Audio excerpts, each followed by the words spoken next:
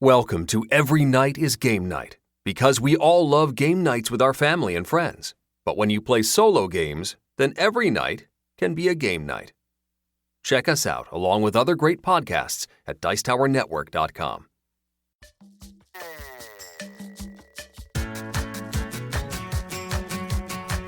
Every Night is Game Night, episode 161, Post-GenCon 2019 wrap-up, part 7, even more Hot and Heavy Euros.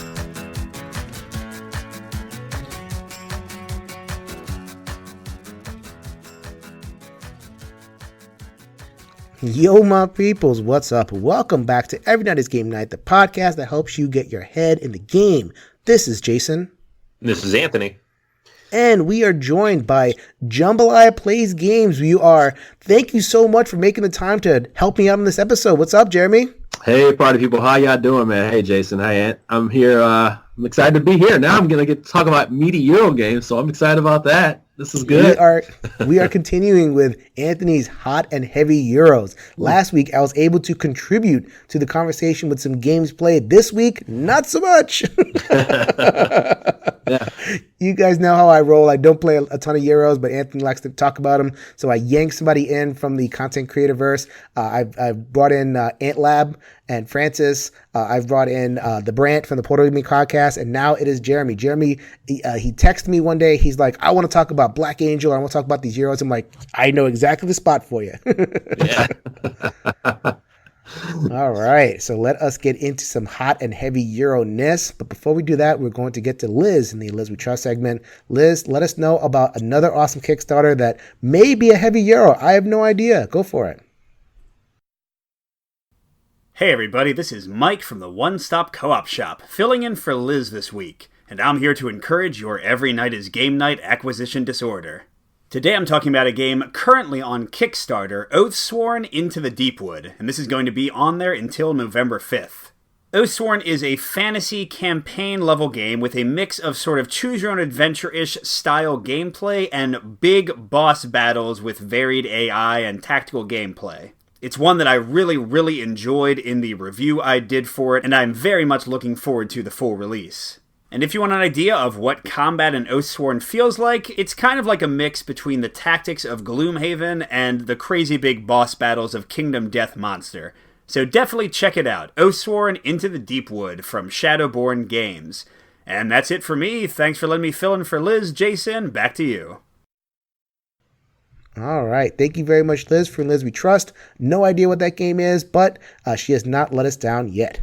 All right. So I'm going to play the host, take a back seat, let Anthony do all the work for me, and Jeremy comes in and offers some color commentary.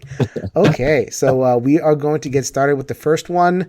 So I tried to go from lightest to heaviest. So did I get the lightest game, the first one here, right? I don't know. Escape Plan is a tough one. It's heavier than it seems, but lighter than you'd expect. Yeah. All right. So we are going to go with Escape Plan, and this was designed by Vital Lacerda. Am I correct? Yes, sir. All right. So let's go to Escape Plan. Yes. Yeah. This is the most recent release in the super giant, ridiculously expensive box series from Eagle Griffin. Is that what it's called? Oh yeah. Yes. This game is $130. Yeah. So it is. Lord. Yeah, and that's what they do. They make these big, ridiculous, overproduced games of Vital Lacerda. This is his lightest game to date, which is, I don't know that you, Jason, would necessarily consider it light, but it is definitely a lot lighter than like a Lisboa or really any of his other games. So in the game, you are one of several different, criminals, whatever you want to call them, trying to get the money, get the loot, get out of town. And it has a few interesting mechanics that I feel like really work well, and then a few things that don't necessarily work as well. But we'll run to it real quick and then kind of compare notes. Yes, please. Short descriptions, because you can take forever talking about these Euros, right? Exactly. So I'm going to skim over these. If you guys want like a full description of any of these, I don't know. Most of them have Kickstarter pages or something, so you can find it. We'll link them out. But in this game, you essentially have 3 days, right, to get all the things that you're trying to get from the city and then escape from the city. In those 3 days, you're going to have somewhere between 3 and 5 actions. So you really have like at most 15 actions in the game, but probably around 10 to 12. It's not a long game, despite all the stuff and all the bling you have. So at the beginning of every round, you're going to take income. This is based on kind of where your income track is right now. You can also unlock asset tiles, which just allow you to do other things. There's a patrol phase, which you're just drawing cards and closing down exits because you're trying to figure out which exit. Ultimately, at the end of the game, you'll know that you can actually get out of the city. There's a city phase. Whoever the first player is going to put a new tile out. You have tiles will rotate to match up with different types of terrain or not if you don't want them to. But you really have to have at least one, I think, matching to place a new tile. And then you dive in and you start taking actions, once the player order is figured out. The actions themselves are, again, fairly simple for a Lacerda game. You can travel, move around the map. You can take an avoid action, or you can visit a location and do something at that location. And the goal of the game in general is you're trying to get these various goods and basically get out of the city with as much stuff as you can. And it is possible you do not exit the city depending on, how you end the game. There are specific locations, like you have a subway or the heliport that let you kind of move around the map. There's some fairly specific movement restrictions based on how far you can go and the types of train tiles that are out there. You also have the police that are on each of these tiles, and when you go into a tile, you have to avoid them or not, and bad things happen. So you just have to be generally cognizant of the effects of those things. It's the kind of game where if you look at it at first, it seems bigger, heavier, more expansive than it actually is. It really isn't that complicated of a game. There's just a lot going on. And like any Lacerda game, you have multiple different systems that all kind of work in tandem with each other. And it flows together smoothly, and it's thematic in that way, but you just have to kind of wrap your head around all the different things he's trying to do with it. And then once it all clicks, you're like, oh, this is actually pretty simple. So, I don't know. I mean, Jeremy, what was your experience? You played this, right? Yeah. So, Lacerda is my favorite designer. Really? No, he's not. Yeah, he is. Wow. Okay. I didn't know that. I'm learning new things every day. So, I really, really was not on the bandwagon for this game at all before I played it. Then the publisher asked me to, review it, and I was like, all right, let's check it out. Let's do it. So, this game is kind of up my alley because sometimes, like Lacerda, I played the Gallerist, and I really felt like when I played the Gallerist, I felt like this person that was like trying to sell my art, and I felt like that. And it just looks so generic and abstract, and I could see how that totally misses people, and then I could see how I felt that immersed in it. Like, because I had no knowledge of this stuff, so it was like, why do I care about these weird art tiles that look generic? But after a while, you get into it, right? But this game actually does that same thing, where it's just like, really all you're trying to do is dodge stuff so that you don't get notoriety, but notoriety is part of the game. So it's like kind of the way that you're trying to get to the same places as other people because you kind of have a hidden objective, whether you want to get money during the game or at the end of the game. So that's one of the big things about this game is like, yeah, you're all trying to get your stuff, run around the board, and what you're also trying to do is like try to find out what's going to get you the most money at the end of the game. So there's like all these little weird, like, hey, this is a heist game, in there a little bit, just a little bit. But it's still Lacerda. But then like the gamey things that are in there, of course, is like his entire page of executive actions. Like, so you're like, hey, you just move, and hey, you just take this action. But here are like the 10 things you can do when you go here, here, here, here, here, here, here. But what I will say about I love the Gallerist. I really do. It's one of those games where I'll have this rule where like the more complicated a game is, the more thematic I need it to be in order to kind of grok what's going on. The Gallerist is big and complex, but I get it. Yeah. I'm selling stuff, and it's at auction, and the price is going to change, blah, blah, blah, blah, blah. So I really dug that. Yeah. So in this game, and economic stuff lends itself to Euro things. Yeah. This is not escaping a heist is not an economic Euro thing. So dig this. Okay, I'll give you all the thematic stuff so people can get an idea. Like, so you got not a cleaner guy, but you got like a guy you can go see and get get these little, different types of things as you would see in these type of heist movies, right? But then you can get keys at a certain location.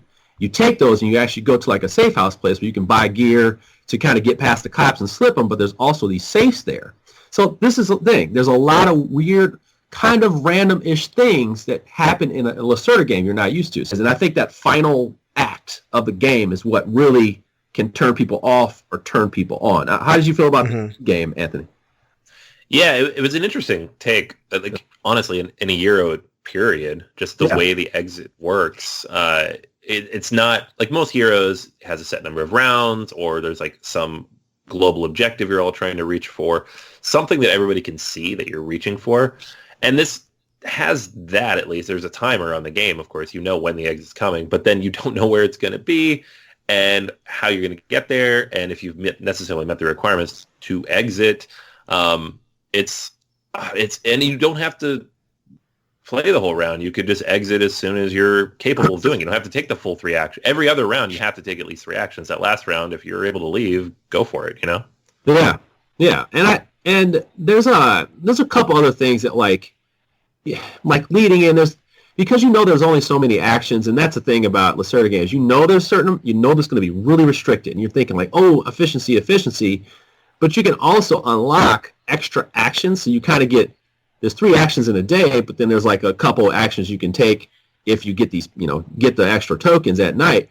But even then, you still feel this squeeze. It's tough. It can be tough, and I can see how a first experience can completely suck because, of course, when you play a Lacerda game, you're going to have some of that learning going on your first game, and it really stinks when you're learning a game, and then this game is so different. It has such a surprising element at the end that I definitely could feel people not being happy with that. But honestly, I love this game. I love. Okay, there we go. There we go. I was wondering. Game. I have to use all those caveats because I know exactly what could turn people off about this game, but it's exactly what turns me on. So, Anthony, is there love in this game, or is it like a strong like? I think for me, it's a strong like, but I'm with you, Jeremy. Lacerda is up there. He might be one of my favorite designers as well, if not the favorite designer. And this is not... It doesn't give me the exact same feel as some of his other games. Not in a bad way. It's different, unique. It's very cool. I was a little thrown off by it, I think. And I don't know that I've come around to the point of, oh, I love this, is amazing, and it's different, as much as this is still kind of a shorter, lighter take on that formula in a very different format. I do really like the game, though. Obviously, again, I still have it. I'm not getting rid of this thing. All right, so we are going to move on to our next game, which is Ragusa. All right, Ragusa is... This won't take long to describe. It's very simple, like mechanically. All right, yeah, so Ragusa, this was on Kickstarter last year, I think. Braincrack and Capstone brought this out and then released to the general masses over the summer at the cons. So designed by Fabio Lopiano, and yeah, it's not... We talk about heavy Euros. This one is not heavy in the traditional sense. It's more emergent complexity. Like once you get into making decisions with what you've been given, that's where it gets complex. Mechanically, fairly simple. So over the several different turns, you're going to take all these houses you have in front of you, you're going to place them on the board, and every time you place a house, it's going to go into an empty space that's kind of between these different hexes, and they're outlined throughout the map. You have some that are a lot, actually, of hexes that are outside the city, and then several that are inside the city. And the ones outside will give you various resources. The ones inside have a bunch of like special action abilities that you can take. And when you do that, you'll take the actions of all 3 hexes that it's touching. And so this is kind of a way you can generate different combos and build up different resources this way. So you can have multiple houses of your color around the same hex space. You get bonuses in some cases for doing that. You have to meet certain requirements for placement on, especially like in the city, there are generally requirements for what you can do. The sea hexes, they'll have like fish symbols. The fishing is a little bit different. The fish is like a resource you can use to exchange for other things in the game. So it's very useful and flexible in how you use it. And the game is it's a very interesting flow because you need resources to do things. You need all those resources to be able to go into the city and build the wall and generate points and trade in for these other resources, which are represented by these cards that are on your player board that you will upgrade as you generate and get access to more of them. But there's a flow to it in which you need to, at a certain point, shift from generating resources to generating points. And that's where the city comes in, and that's when you want to be there. And the spaces start to run out at a certain point. So you have to kind of gauge what other people are doing, make sure you take actions that are true to your own strategy, but also kind of take into account what's happening on the board at that time. You know, are you getting enough bonus cards to be able to score? Are you contributing to the wall and putting out your gatehouses? Do you have enough fish that you can later exchange things when you need to? I really, really enjoyed just the complexity of making those decisions, despite the fact that the core mechanic is so simple. What do you think? So I really, really liked this game a lot, and I'm kind of coming back down on it a little bit, just a little bit, and I'll tell you why. So when I first had this game, I was thinking I was doing stuff for the Dice Tower back then, and I kind of played it solo first, and then I played half of a 3-player game. So I really only got the taste of the game by myself, and the solo play is pretty slick because they basically see the board already, so there's like the game kind of starts already for you, and then the AI kind of just places on the board, and it kind of speeds up the game, just like if somebody had a couple resources and they head off to the city right away and start triggering stuff. So it puts that same pressure on you as if other players were there. At least they put 2 different characters out there so that now you're playing a 3-player game, essentially. So I felt that tension. I love the system because this is exactly what happened in Calimala. It's like this good follow actions, and you're triggering off multiple things at once.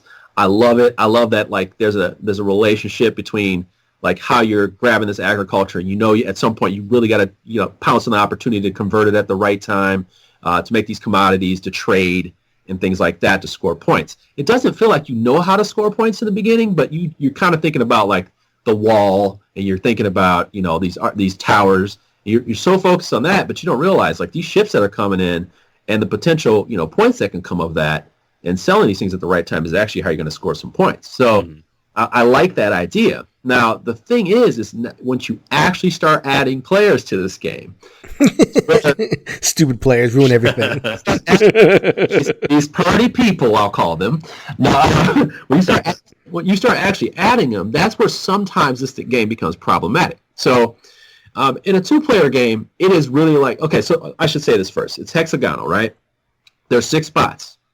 There are certain spots where if you don't get like, there's like a silver, I'm trying to look at this board right now. There's actually like a silver ore / stone spot. Like if you don't get in on that, and let's say you're playing like a 5-player game, if you're the last player, there may be a chance, especially in your first game, that you may not get the chance to place there, and that's essential because the houses never move. This is not a put a worker here, everybody's done, lift this off. You could get closed out of spots that are really essential to you being able to place later on in the game. Now, thankfully, you don't really spend the resources. You have the resources. They stay at that same number, but it unlocks where you can put things. So that's great. But what happens is like, as you get to the higher player counts, you realize if I'm in last, like, how do I actually win? But 3-player is the sweet spot for this game. It is the sweet spot. 3 and 4. And then I like the solo, but like 2-player is just like literally like, okay, I'm going here, you're going there. I'm going here, you're going there. Yeah.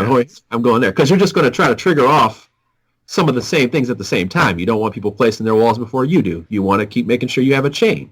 So yeah, it's staying. This one's staying in my collection. I like this game. But yeah, I really came back down from the, like, whoa, this is great, to like, yeah, it's really good, but that's the thing. If you like, just watch that player count. Yeah, that player count is going to be, for me at least. I mean, for me. I mean, that's, some people don't like to slap fight. Some people like to slap fight in games, and I just feel like the 2-player game is kind of a slap fight. It's like, you're going here, well, I need to go to the city too. You're going over here to put this, I'm going to go over there too.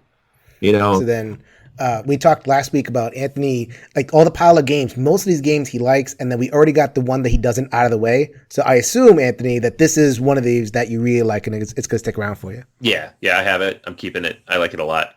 I haven't played it at the top player accounts. I had almost the exact same thought, even just reading the rule book, and I'm like, this would be really tight with 5. I couldn't see how it would even get to that. So I guess you're confirming that. Played with 3 a few times and 4 once, which was very tight on its own. And like the solo, like you said, I love that. It was just fantastic. Just it's so quick, and the game, even with 3 or 4 players, it takes like 45 minutes to play. Yeah. It's just it's not an AP game. That's the thing. Like, no matter how long it is, it's not going to make it more than an hour. It's just not. You can't, because there's only so many spaces to go, and you really only have so many decisions to make, which I appreciate that. All right, so that was Ragusa. Go ahead and check that one out. This next game I've actually gotten half a play of. Ooh! All right. Yeah, I can say things, maybe.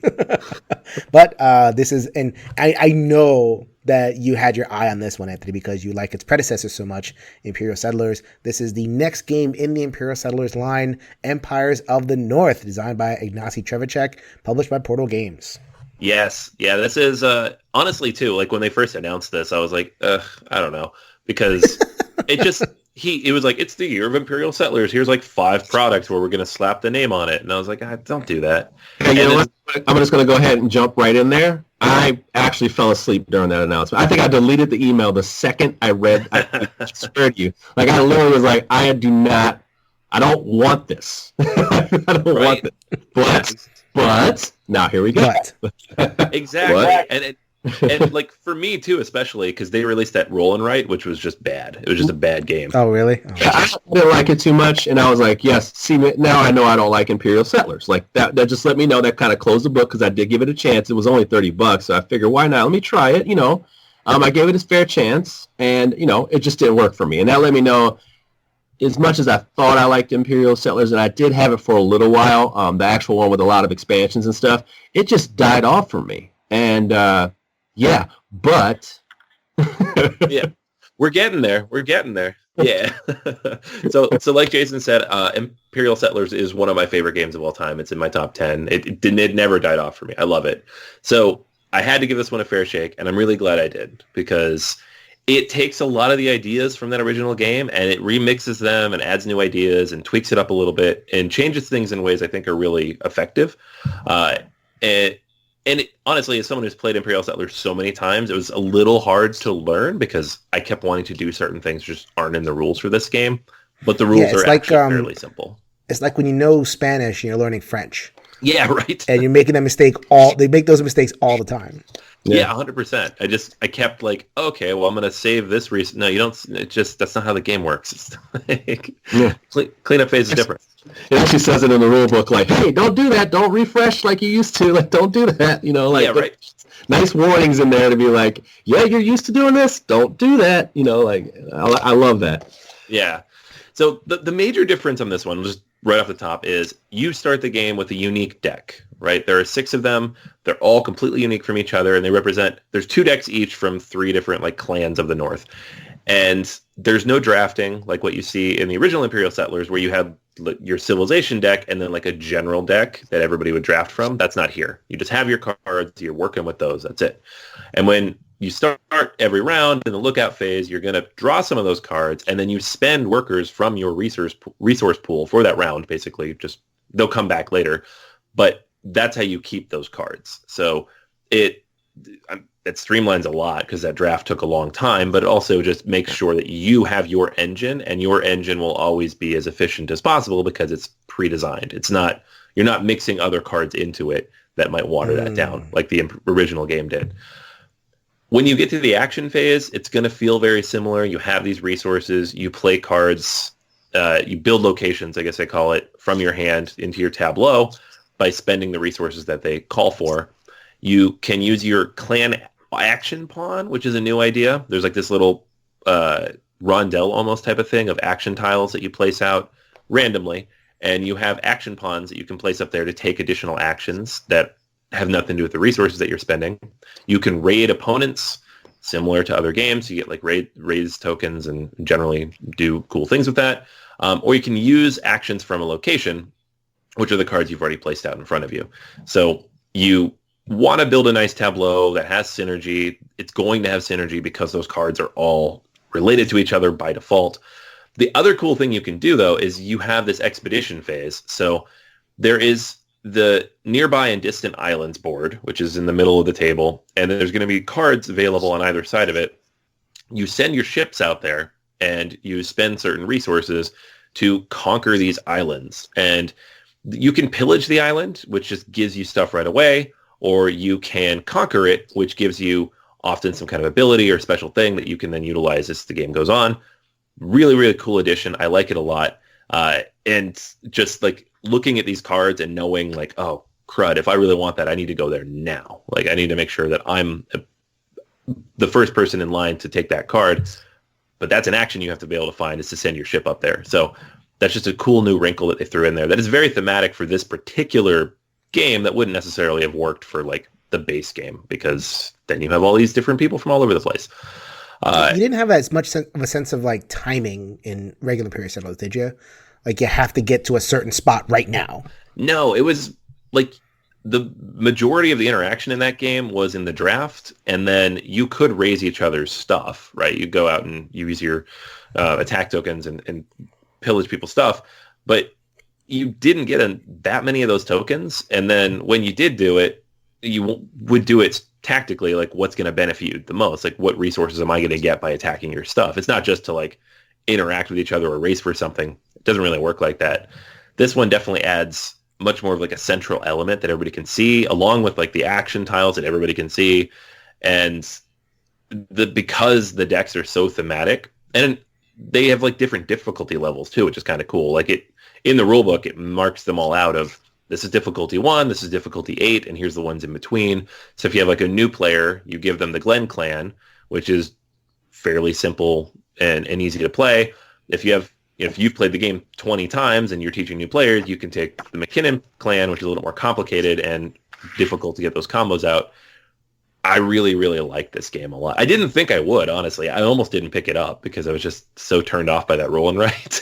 And I didn't know what they were going to do with this. And I'm so glad I picked it up because it does things I really like and recognize and enjoy from the base game in just clever new ways. And I'm excited, like legitimately excited to see new clans and expansions, which they've already announced some for the game, because I think it's going to work better than the expansions that came for the original game, where frequently it would break the mechanics a little bit. I'm just going to... All right, here we go, man. I'm about to go in a little bit. Here we go. Because I know I've seen you... So you follow Jeremy, please. He is... I don't know how you have time to post on all these forums and respond to everything. Like, you're crazy. But if you follow Jeremy on social media, you know exactly how he feels about this game. Okay, man. I think this is in the running for Game of the Year right now. Like, I've played a lot of games this year, man. This game is at least, it's got to be in my top 5. It'll be in my top 10. I just know this is fun. And everything in this game just works. And I think what it starts with is the fact that, like, it's not a drafting deck, it's that deck. Mm-hmm. Each deck works. Like, you know, like, I think what happens is you know, you may have not the greatest first game, but what I would encourage someone to do, even when you do that, is just like, hey, look at your deck, because it is your deck. And you'll say, hey, like, okay, this clan is actually just trying to, like, they store resources, and it's going to kind of like have a wait for it kind of thing. This one right here, they just get a whole bunch of cards out. This clan right here is hard to pull off because they do a copy action. So you got to figure out how to do these copy actions. You know, this one creates more fields. And that right there is just really attractive to me. Like, I love that kind of stuff where it's like, I need to figure out this deck and build an engine for this deck. Just keep giving me decks. Don't try to change the entire game. Just give me decks. If you just take a minute and like kind of walk through your deck and kind of get an understanding of the cards before you do. And by the way, this is actually not a bad Portal Games rulebook, which is really amazing to me. Yeah. Portal Games rulebook, and I'm very excited about that. And the art is silly and fun. There's a little bit of backlash about the Inuits and stuff like that. But I don't want to like go too deep in that. I just want to let people know that's out there. But it's beautiful stuff. I think it's beautiful. Of course, when you have people around the world, it's going to be cliche. Some of this stuff is going to be cliche looking. But overall, I just thought like, gosh, this is beautiful. They got silly artwork. I mean, even one clan has like, their boats are like half capsized. Like they're like throwing buckets of water back on the boat. It's silly. Like, The art is super silly. I love that. I just like how the cards interact off each other, and that's sort of similar to Imperial Settlers. But I just feel like they gave this one more body and more heart, and the solo mode in this one is super tricky, and I love that. So if you want a quick thing of the solo, you're going to have scenarios that are going to do different restrictions. Instead of scoring point thresholds, they do have that, but they definitely have different things that manipulate the way you play the game. And what they also added to it was they do restrict how you use that little rondelle. And they also give you a location that you can use that's off the board completely and in the book to assist you along with that completing the tasks. And you have to put these 5 little action tokens that you get in the game into somewhere where you can blindly draw from them. And then each round you're going to get like an event that happens in a sense. So it's got like really nice little flavor to it. I hope that they add to this. It's not a campaign per se, but you can play all 4 of the scenarios. And of course, certain decks will work better with each one. But of course, there's a challenge with that as well. So as you can tell, I have a lot to say. I always do. But this game's absolutely amazing. It is absolutely amazing. This is... I'll throw one thing in there. I've only had half a play, but I have played Imperial Settlers, and I like Imperial Settlers. I don't love it. And I got the same feeling here, just off of initial play, and you guys can tell me if I'm crazy or not. It feels like you do a lot to get a little. In the sense of you push this button, you tap this card, you get this, you trade this for this, you trade this for this, you trade this for this, and you're doing all these little movements, and you have to keep track. Oh, did I remember this? Did I remember that? And then at the end of it, you have like 3 points. Or you have 2 more wood or whatever other resource that you have than when you started. So, like, obviously that comes with practice, and you have to be able to kind of squeeze stuff. But like, even towards like the end of the game, like, I guess I got the same feeling in Imperial Settlers as well. Of like, I'm doing a lot. I'm doing a lot, and I'm not really getting a ton. So, and yeah. So, you know what, I think the difference for me with this one is that it does make you feel like your cards are worth something. So it's like your cards are points. So sometimes just getting cards on the board and not focusing on like, hey, I need this card, but it won't trigger with anything right now. Sometimes, like some clans, it's like literally just getting your cards out there will eventually pan out.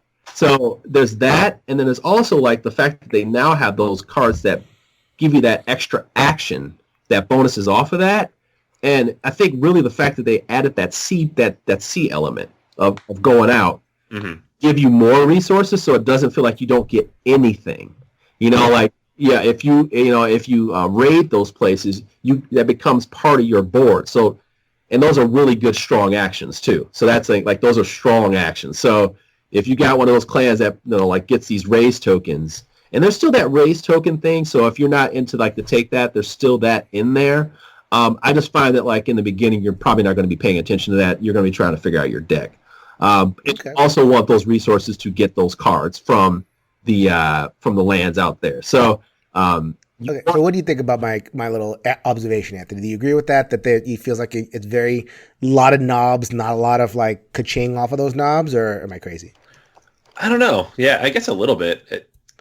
Obviously, Imperial Settlers is one of my favorite games of all time, so it clearly doesn't bother me. And I think this game, while doesn't necessarily change too much of like how the scoring ends up working, you're not scoring like 100 some odd points. It's still fairly tight scoring wise. It tightens the game up a lot, and I think that's what makes it so much better is it takes everything that Imperial Settlers had as like core ideas and tightens and pulls and squeezes and manages to compact it a bit so that now you can get a similar feel with a much more thematic deck in like an hour and a half. Whereas Imperial Settlers, if you play that with 4 people, it's like 3 hours long. It's painful.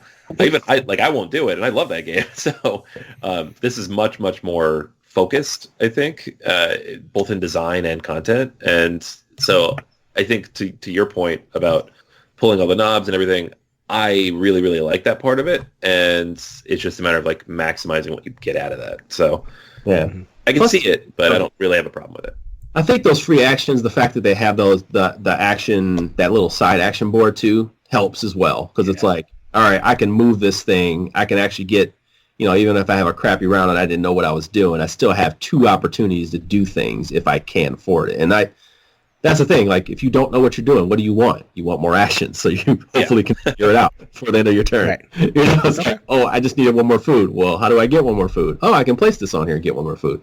So, like, I just liked that, and that maybe that it does help the novice out a little bit. But those decks, instead of, like I said, changing the entire game in a sense, like the Atlantis expansion, like Imperial Settlers, like totally different game almost. So I like that these decks they just work so well. I can't wait to see what the Samurai does, and we could be totally wrong in like 2 months from now. But I like where we're at right now, and I really look forward to this game because it is right up there with the best games I've played this year. No question. All right, so that was Empires of the North positive recommendations. I didn't hate it. I just had a little question about it. I wanted that. Could I throw it in there? And, not everybody likes the same things. Like some people like to score 500 points. In this game, you're going to score 20. Right. Or, something that's 20. That sucks, but something like that. Well, you scored 20.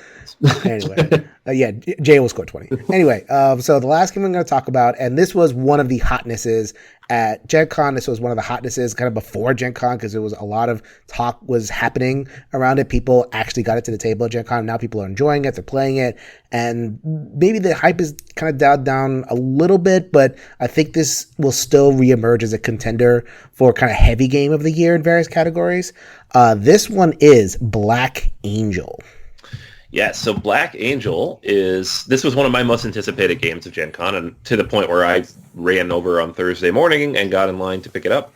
And Anthony doesn't run. He's not a runner. No, I'm a saunterer. You're sashayer. Yeah. No, I was throwing elbows, man. I was throwing elbows. No, I happened to get in the right spot and just walking right into the line. But this is from the design team behind Twa, so the Pro Games guys. I'm not going to butcher their names, but it's the same 3 guys who designed Twa, which is a game that relies heavily on its dice mechanic, where you're going to get dice based on the placement of your stuff on the board, but people can buy your dice from you. So this has that, but it does change it a little bit. In Black Angel, it's sci-fi, not medieval France, and you are on board a generation ship. You are an AI that is being that represents one of several different nations that didn't trust each other enough to have one AI for the ship. So there's several competing AIs. You have your little robots. They're going to do stuff for you. And there are several different actions you can take on the ship with your dice. And then there is one action you can take off the ship out in space that allows you, mostly that's how you're going to generate your points in the game. So on your turn, you're going to choose between one of 2 things, and the first thing is what you'll do 90% of the time, and that's Sequence A. This is where you will take a card from your hand, if you so choose, and place it either in a row or column of your player board.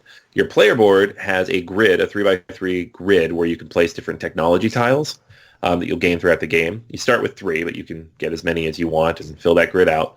And you can activate those tiles based on the card you place. So if you play one of the mission cards, you'll activate anything that matches. If you play a Ravager card, you activate all of it. You then take a die from the board.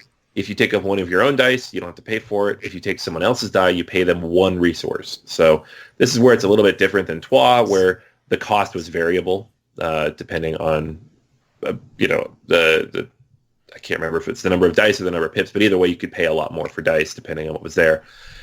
This time, it's just always 1.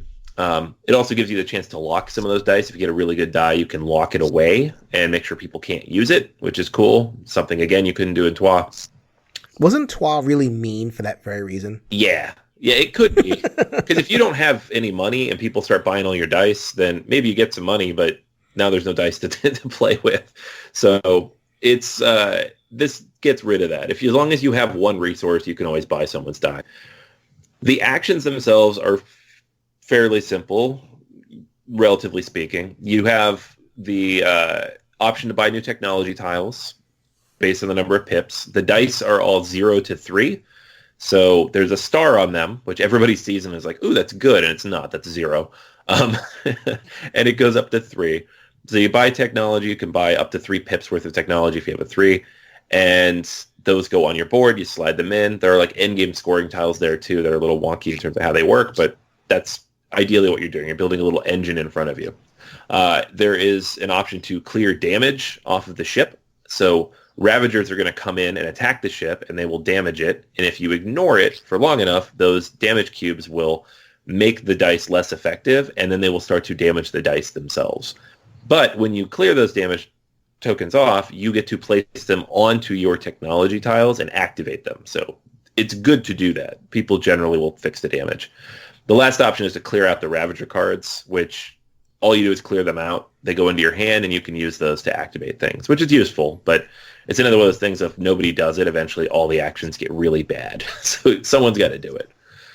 The big thing, the final thing you can do, is to go out into space. So what this is you have multiple tiles, the little strips that are laid next to each other, and they have 3 different types of planets on them that correspond to the card colors, as well as asteroids and some Ravager icons that are out there that will trigger more cards to attack the ship.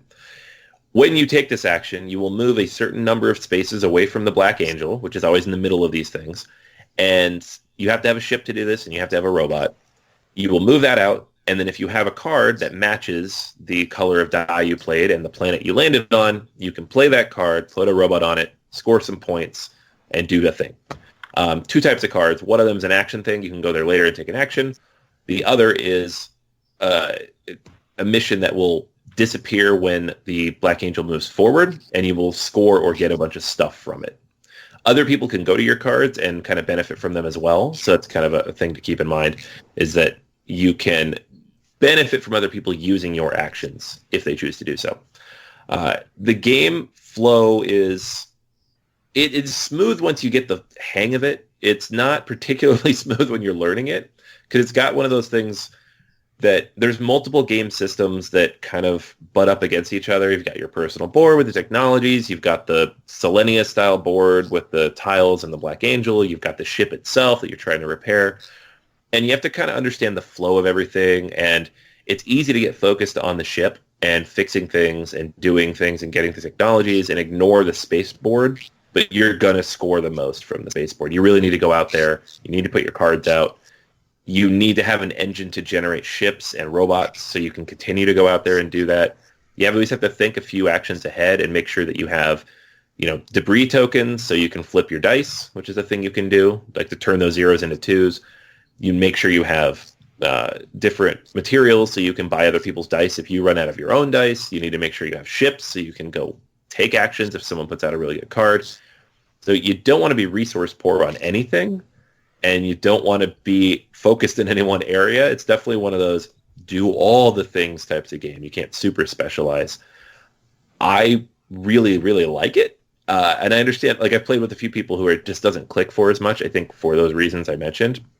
But I think it cleans up a few of the things in Twa that made that game so mean, and it makes it more, for me, more enjoyable, more of a puzzle to solve, more of a game to explore. And as a result, too, you have a solo mode now that you just have a very basic, AI, quote-unquote, opponent, Hal, of course, because it's an AI. Really, Hal? Yeah, it's Hal. Come on now. And they're basically just going to emulate, going out there, throwing cards and getting in your way and taking your dice. So old school. Oh my God. Yeah, wow. Hal, I haven't heard that in years. I know, right? It's perfect though. But yeah, this is a game that I picked up. I played it half a dozen times in the couple of weeks after I got it. I played it a few times since.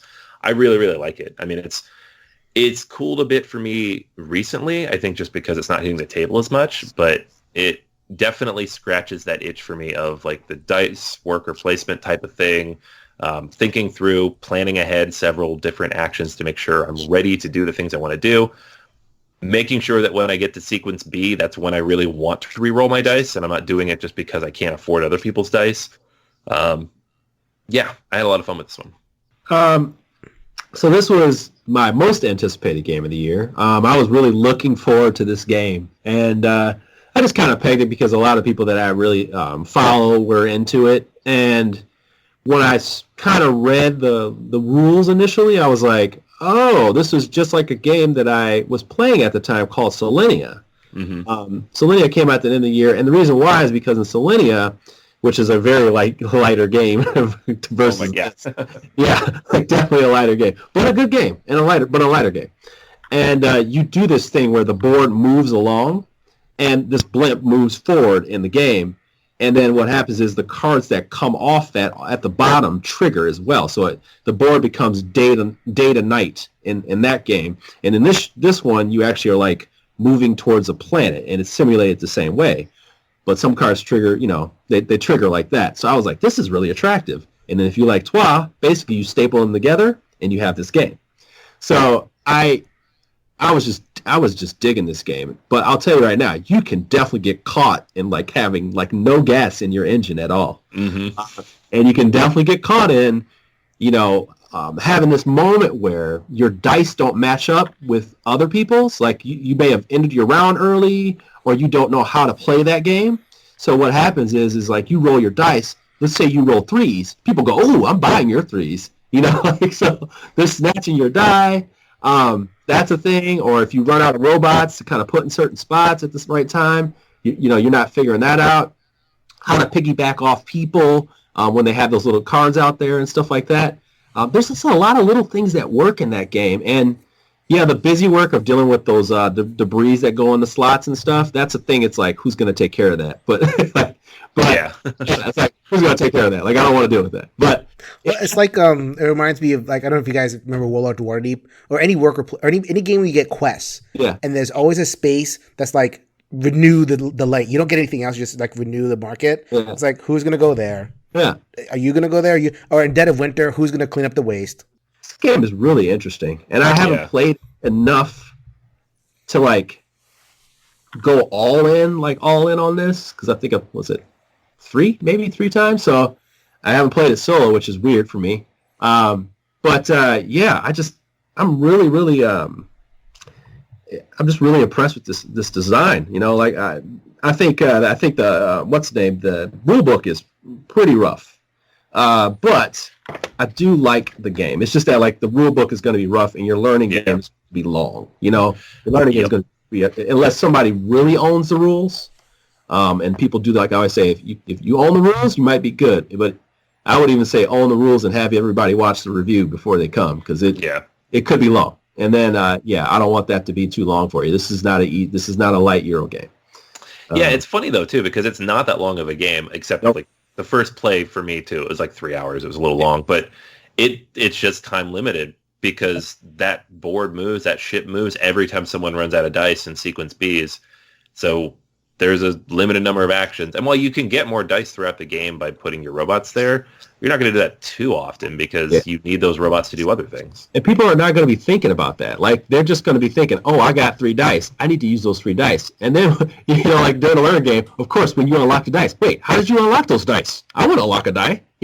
So people how games, how you're playing a learning game and like people do that. Like, they'll be like, wait, how did you do that? I want to do that, I'll just follow that guy, So that's the thing. And then, like I said, when people buy your die and they have to pay you, like, you're like, why are you buying my die? I want to buy your die, So that's the thing about this first game or two that you're going to have.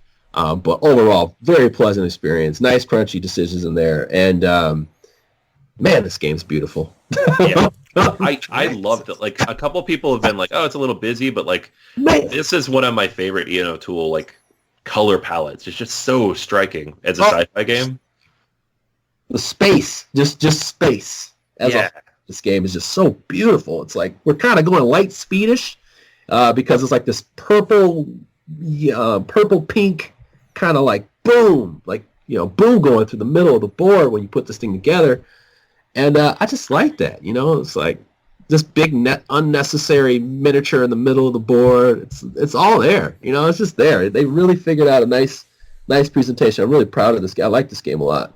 Yeah. All right. So we have put a capper on 7 episodes worth of Gen Con reviews. Jeremy, you've been with me on this journey for a bunch of episodes. Anthony for a bunch of episodes. Liz as well. We've reviewed over 30 games. Most of them are good. Yeah. I think the games that we reviewed on this episode in particular are really good in terms of Anthony and his Euroness and everything. So Hot and Heavy Euros, a success this year. Yeah, absolutely. I own all these. I'm happy to own all these. So. Yeah, I am too, man. It's been a good year. Been a good year for Euros. Oh yeah. I'm still looking for my thick co-op goodness. I haven't seen a game like Spirit Island and Gloomhaven come along in a couple of years. Anyway, Jeremy, thank you so much. I know you were at the mailbox, or you went to like some international mail shipping thing and rushed home so you can get this done. We appreciate you so much, man. Thank you for coming on. Oh, of course, man. Just thank you for having me. I love coming on here. All right, so that is going to do it for this episode, and that is going to do it for our Post-GenCon 2019 wrap-up. 7 episodes, something on the realm of 30 games or so, including all of Anthony's rolling rights. I really hope you enjoy the coverage. I have not played all those games, so I definitely have to thank, just like I said a couple of minutes ago, Liz and Jeremy and Anthony and Colin and Steve and all the people that are helping us out here at ENGN. It isn't possible without reaching out to other folks in order to, fill in the gaps. I don't play everything. So anytime that other people can come on, I would definitely appreciate that. So next week is going to be another couple of games that are new. But then as we go into the end of the year, that kind of steps back a little bit. We're not going to do as many new game reviews. Hopefully you're sated by the last 7 or so episodes that you've heard. Going to look back at the year. We are going to have top 100 solo games coming up, the commentary episodes that we do. I am going to have that with Liz and with Kevin. We are gearing up for something a little bit special, so hopefully we can make that work. And just kind of mix it up, keep on changing the format a little bit, give you guys something new. And we have some other segments coming up for you, so believe me, we are going to keep the ENGN train rolling. If you want to contribute ideas for shows, if you want to contribute ideas for guests, so if you know anybody else, or if you want to be one of those people. Matter of fact, a person hit me up a couple of weeks ago asking that I cover a certain thing, and I said, you know what? I've never played those games. You come on and cover it. We are currently negotiating, and hopefully that person could come on a little bit later in the year. So if you have any suggestions in terms of the content of the show, ENGN_podcast on the Twitter, everynightisgamenight.com, Everynightisgamenight Facebook group. Join us in our various Slacks, Slack channel, lively forum discussion over on the One Stop Co-op Shop Slack, as well as on BGA. Go ahead and check out their Patreon. If you pledge to Patreon, that really helps out ENGN as well. We have PAX Unplugged coming up. It turns out that I can go. Yay! So if you're pledged to Patreon, that really helps out in terms of defraying some of the costs and helping us get to the cons and make connections with publishers. I think that you get it back in terms of quality, in terms of connection, and all that good stuff. So until next week, go ahead and grab a solo game off of that shelf, and let's make every night a game night.